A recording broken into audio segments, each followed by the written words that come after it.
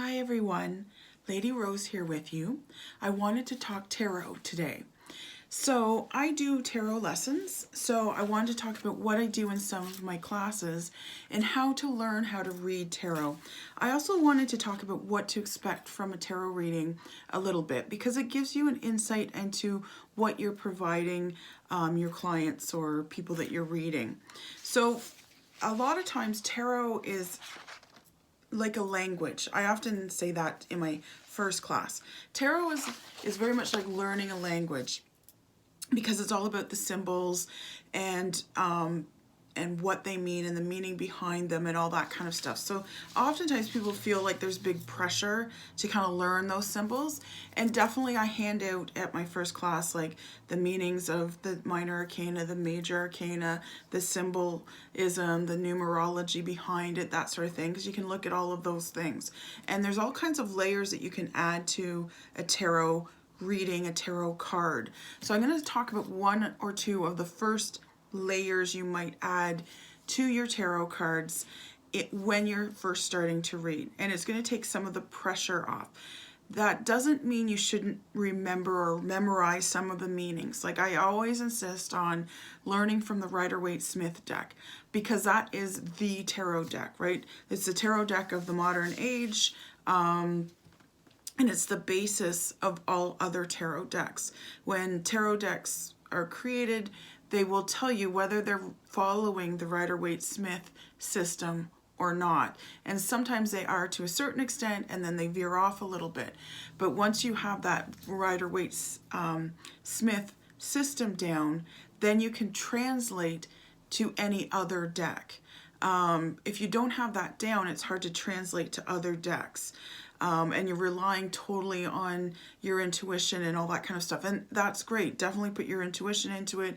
Put your empath gifts into it. I'm an empath, but I do definitely like those days when I can just say, yeah, I know what this means because I've studied the Rider-Waite-Smith deck. And I find the Rider-Waite-Smith deck is one of those decks, there's nothing that's on those cards that isn't put there on purpose. Everything has meaning on the Rider-Waite-Smith decks, and I find that as a beginner deck it's amazing because every other book you're going to read as well is going to refer to the Rider-Waite-Smith deck at least once. If it uses another deck, it'll tell you what deck it's using, but for the most part, most books will refer to the Rider-Waite-Smith deck and assume that you know that system. But I find also too, as a master tarot card reader and an expert in that area, I am still learning from the Rider-Waite-Smith deck because again, there's so many levels on that deck. It's simplistic, but beautifully eloquent and beautifully complicated all at the same time. So whenever I teach a class, I seem to learn more from the Rider-Waite-Smith deck. So it's always a good deck to have. It's always a good deck to go back to and revisit, that sort of thing. And there's going to be things you're going to notice. I mean, that can be said of any deck as well, but there's a lot of times where it's like, oh, I forgot that was there, or I didn't realize that was there, or whatever. So there's always new discoveries to be had. So what the tarot reading really does is, I often say it provides a big picture sort of viewing, because sometimes we can get lost in the weeds a little bit or can't see the forest for the trees if you go to sayings like that, you know, that sort of thing. But we do get lost in our own lives sometimes, and we get confused. We might be at a crossroads, we're not sure which way to go, that sort of thing. So the tarot is very good at offering a big picture view. The other thing the tarot does is it kind of acts like a magic mirror, I say. So it reflects back to you things that you're already showing it. The problem is that we often don't want to look at different aspects of ourselves or different situations or decisions that we have to make. We're really good at avoiding things and procrastinating on things. So I often jokingly say to my clients, you know, when you come to me with a question, which I love when people come with a specific question or a situation they want to look at or whatever, because the more sort of detailed you are, the more detailed the reading can be. If you just say, I just want to take a peek, you know, it's like, well, you're being vague, so therefore the reading's probably going to be vague. I mean, it's not always the case, but often. But like I said, it acts like a magic mirror. So like I say, I often tell my clients, tarot has a way of telling you what you need to hear as opposed to what you want to hear. So it doesn't always tell you everything you want to hear right away, because you're like, oh yeah, I know, I'm supposed to be doing this, I don't really want to.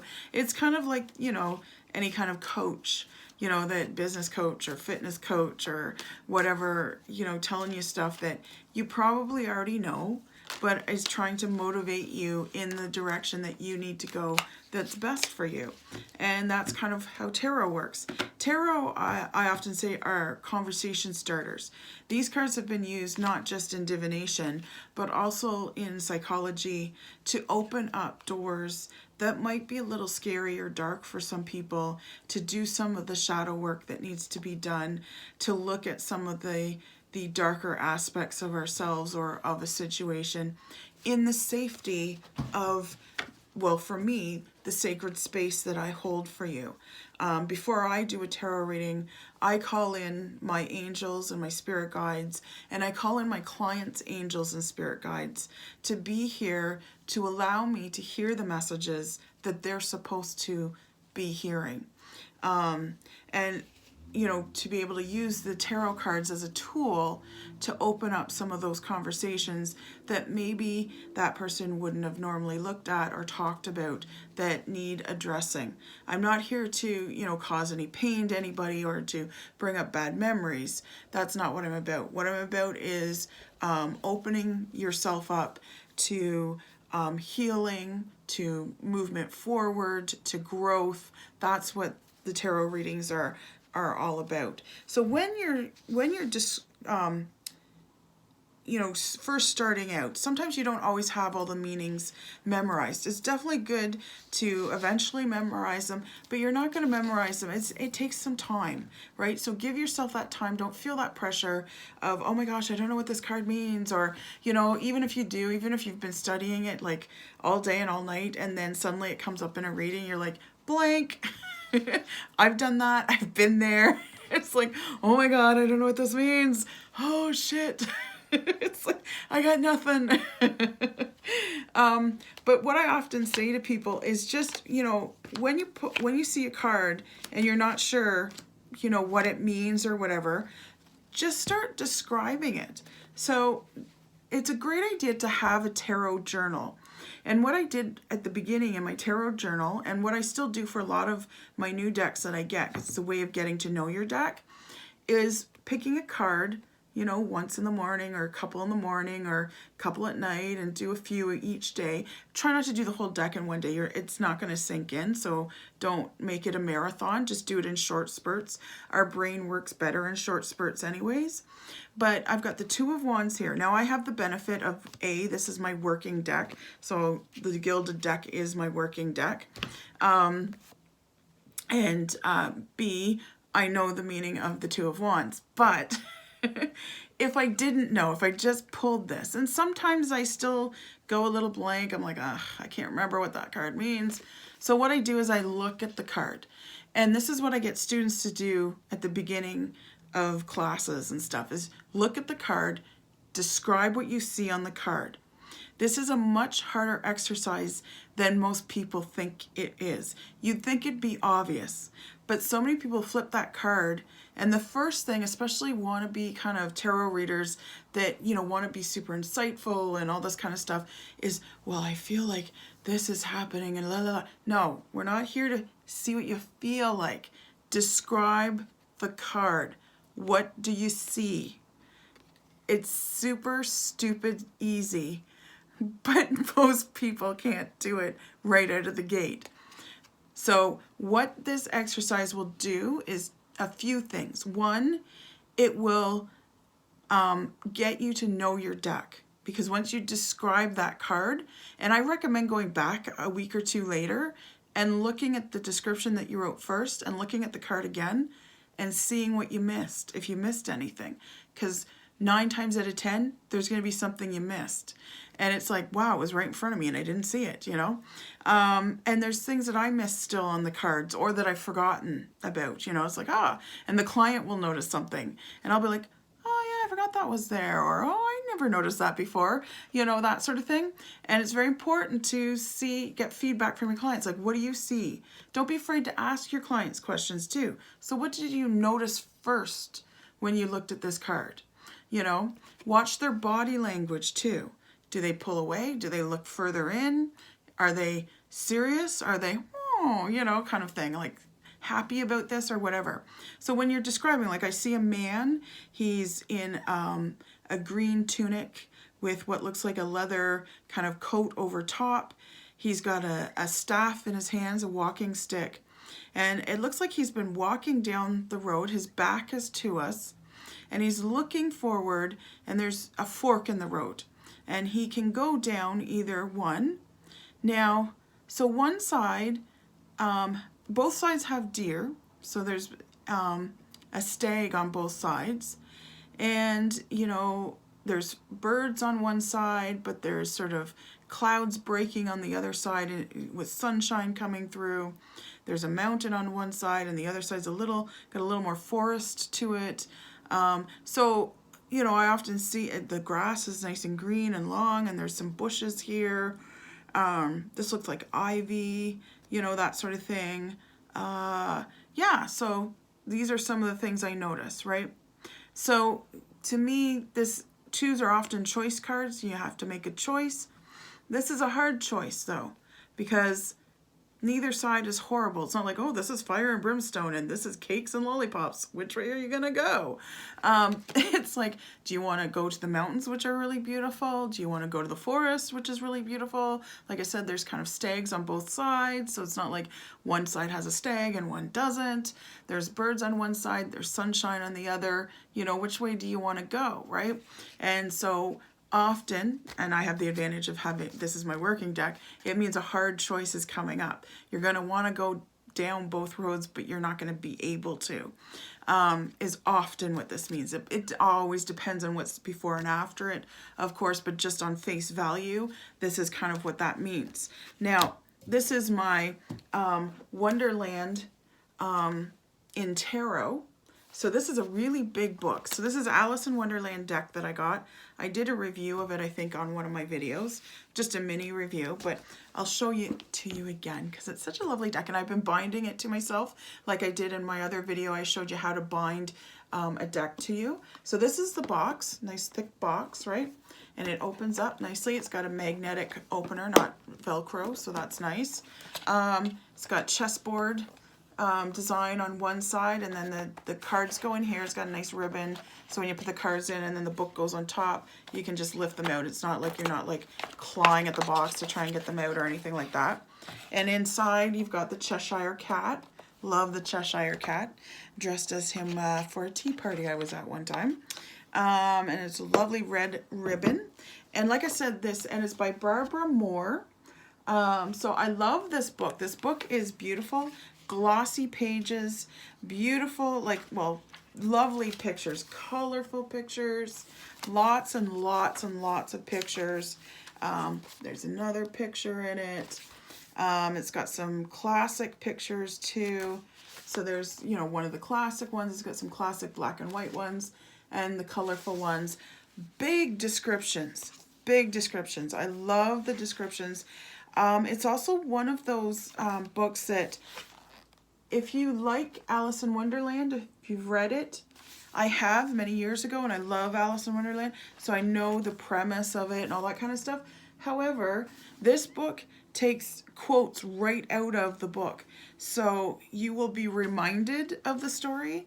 You will learn parts maybe that you'd forgotten about. Oh, and there's another classic sort of Alice in Wonderland type picture. I love this book. I mean, this deck is serious but whimsical and silly all at the same time. So I kind of really love that about this this deck. It can be very insightful so far from what I've seen. I'm still learning the book and whatnot. It's quite a study because it's like, you know, quite thick.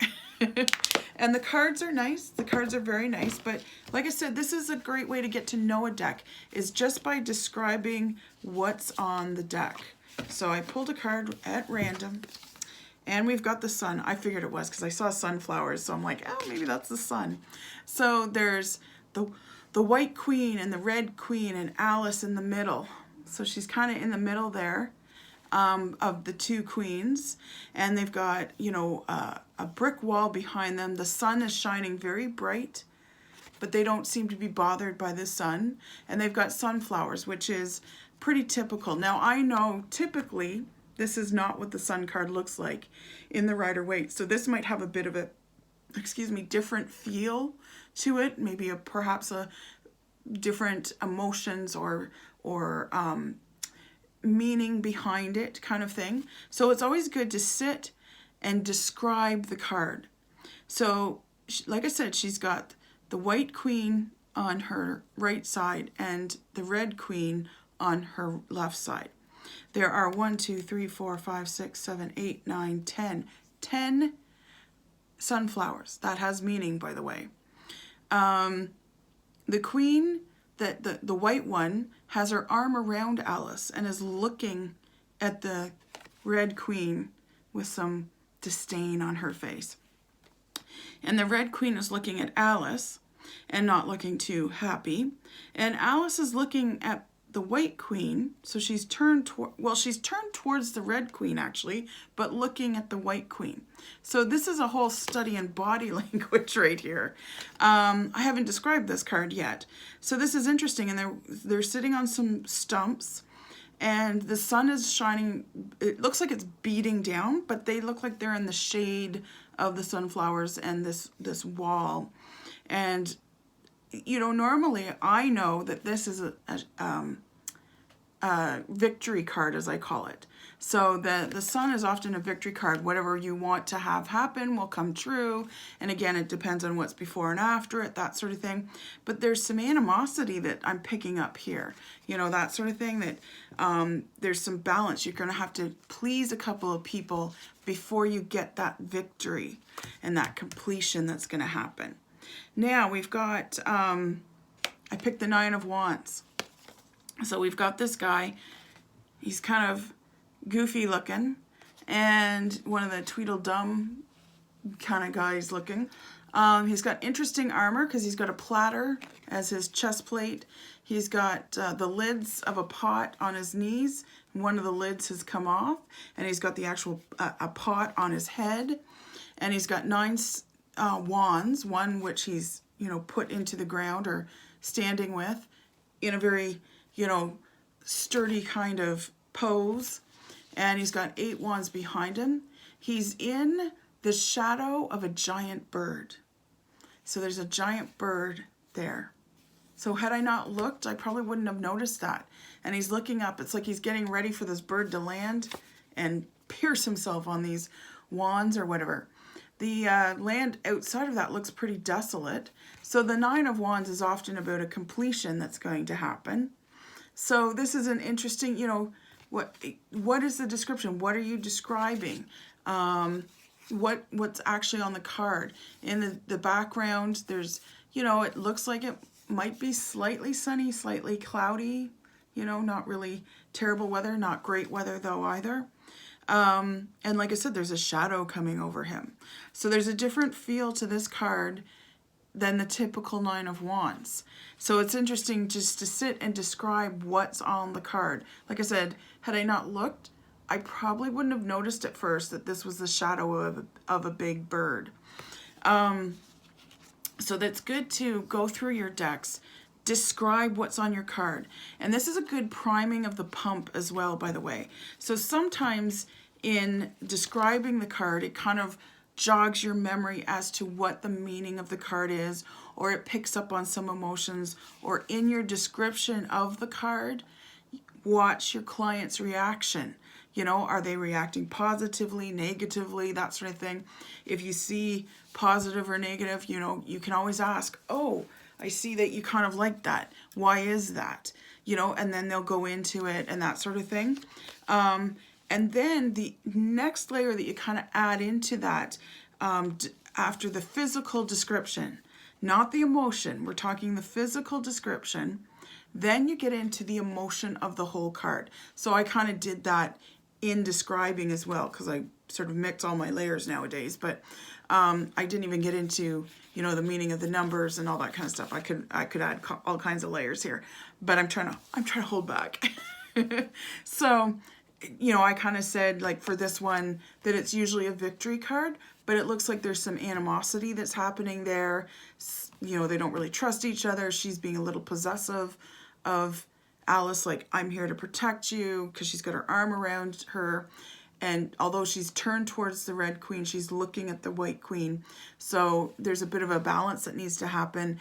And it almost, like, on face value, I'm picking up that there's a couple of different parties you're going to have to please in order to get the victory that you want, kind of thing. So that's sort of the emotion, that there's guarded, you know, success here. Here, you know, there's like, he's looking worried, but he's ready. You know, he's prepared, he's worried, he's prepared, he's hoping for the best, you know, after this big bird does whatever he's going to do, kind of thing.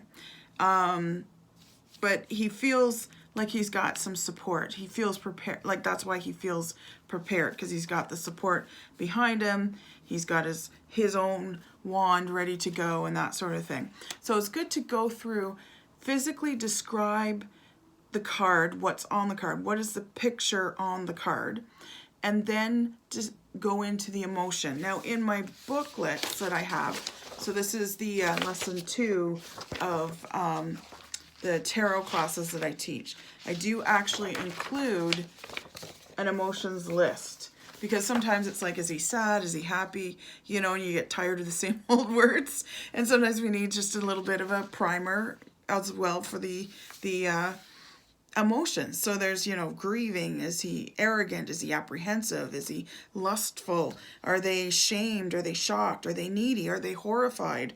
Are they doubtful? Are they eager, impatient? Are they pitiful? Are they terrified?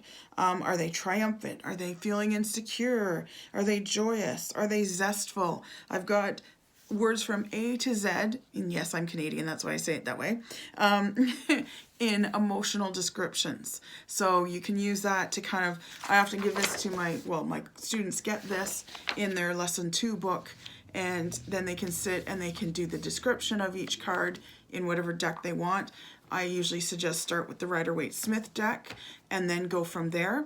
And the reason I describe that, like I said, it's because it is the main deck, and it's what you're going to be translating every other deck from. So I can take this Tarot in Wonderland, or Wonderland in Tarot, and although it's got slightly different things, because normally the Sun card has a little naked baby riding a horse, jumping over this wall in great joy. So this is quite a different feel to the Sun card than it normally would be. So, you know, knowing what and that's what's on the Rider-Waite-Smith Sun card, is a little naked baby with a red banner, wearing a garland on his head, I believe. No, maybe not. No, he's not wearing a garland. But he's riding a white horse, and there's sunflowers, and there's a brick wall that he's just jumped over, and it's very fun and joyous and victorious. So I can take that and overlay it on top of this and say, well, this is the traditional meaning, but perhaps we're deviating a little with this deck. And that's cool. It's cool to be able to do that, to have that solid foundation in Rider-Waite-Smith. So I recommend doing that with that deck first, describing what's on the card. And like I said, in particular with the Rider-Waite-Smith deck, nothing is there accidentally. Everything is on purpose, and a lot of books will even tell you, look at the background, because the background can actually reveal a lot of the meaning of this card. So when you describe that card and then add the emotion to it, so that's the second layer you're putting on it. And this is a good way to prime yourself when you're first reading and maybe you've forgotten a meaning of a card, or, you know, you're not sure. Start describing the card and then go to the emotion. The description first, then the emotion. Because in the description, in describing the card, you're able to keep an eye on your client and seeing how they react. Like, oh, the 3 of Swords. Okay, so I know exactly what this card is, but there's a beautiful heart-shaped 2-layer cake. Most people, cake, okay. Except there's 3 swords stabbed into this cake. It's sitting on a table by itself and it's raining. And one of the swords has come right through the cake, in fact, and the cake is starting to crumble. The icing's not, it's not, brand spanking new, fresh from the bakery kind of thing. It looks lonely. There's nobody around celebrating anything. And, these are heart-shaped cakes, right? So when you start describing that, like, it sounds great. There's cake. How can it go wrong? Except that there's 3 swords in it. And it looks like people have just left the party and left the cake to crumble. And it's starting to rain and no one's here to eat the cake and celebrate. So the client will start to kind of pull back more and more as you're describing this desolate scene. So, when in that description, you have a chance to kind of, catch the vibe of your client, see what the physical body reactions are that your client has, see what the facial reactions are, see what energy you're suddenly picking up on as you're describing that card, right? So you get that chance to kind of observe your client, maybe ask some questions. I noticed you were excited about the cake, but then when I said it was, raining and there's swords through it, you kind of pulled back, so what was your reaction kind of thing. So you can ask them questions like that. And the more they put into a reading, the more they get out of it. So remind your clients of that. You're not here to do parlor tricks. You're not here to, read minds. That's not the point of tarot.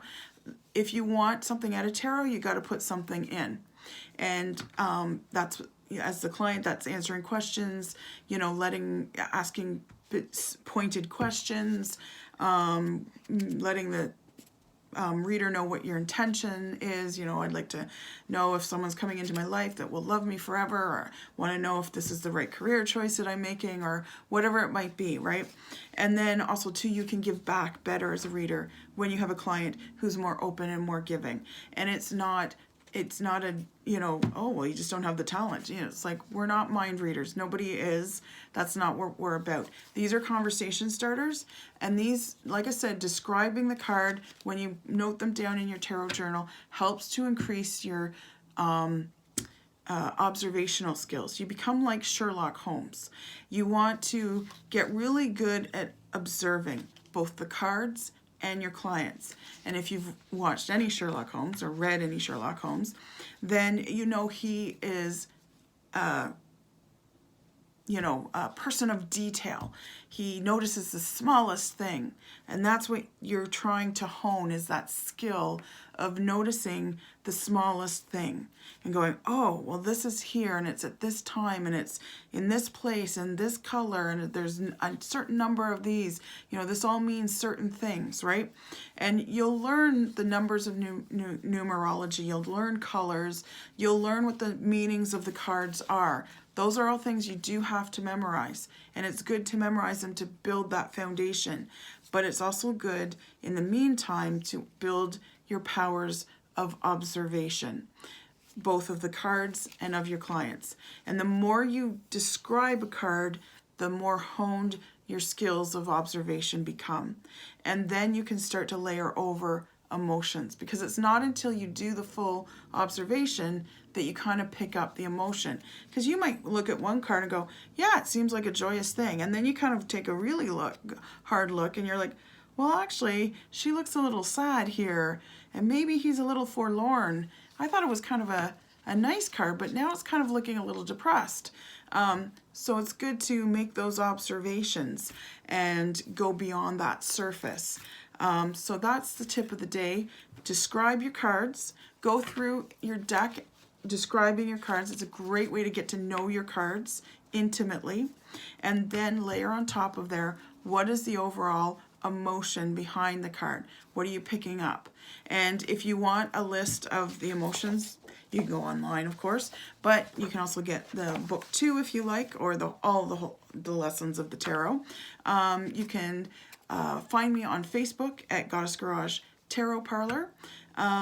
You can email me and I'll put the links in the description below. I hope that you liked this video. I hope you found it helpful, and I hope you subscribe to my channel. Okay, great. Thanks so much. Talk to you later. Bye.